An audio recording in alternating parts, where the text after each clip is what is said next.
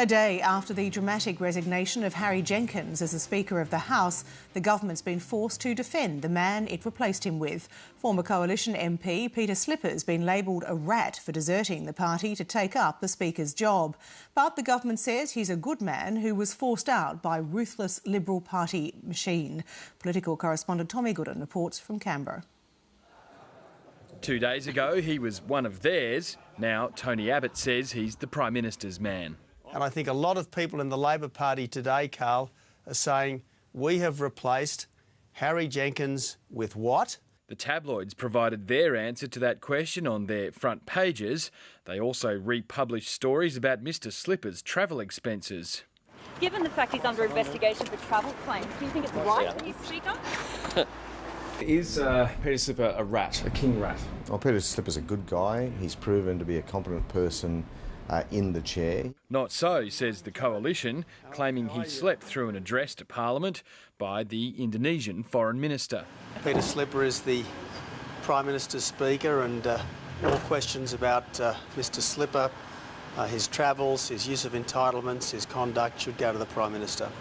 Well, Peter Slipper's decision has been a big blow to Tony Abbott. Of course, they will smear him, they will dig, they will get dirty. And says the government he was hounded out of the party room he'd served for 22 years.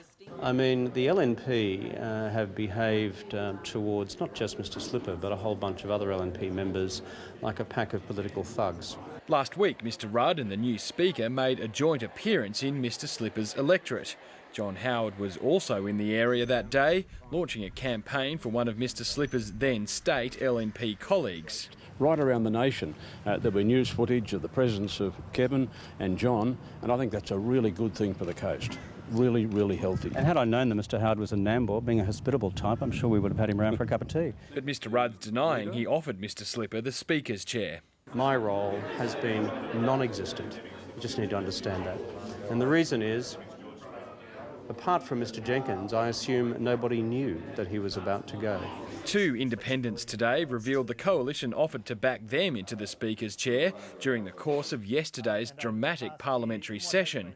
Rob Oakeshott was one, so too Tony Windsor. Probably half a dozen people mentioned it, but I think probably at least 5 of them were joking. And the former National turned independent says he now expects the new Speaker to come down harder on the opposition than did Mr Jenkins. It'll be interesting to see how Christopher Pyne adapts to the new paradigm. The opposition says Julia Gillard could have tested her new voting buffer yesterday by introducing her Malaysia solution legislation.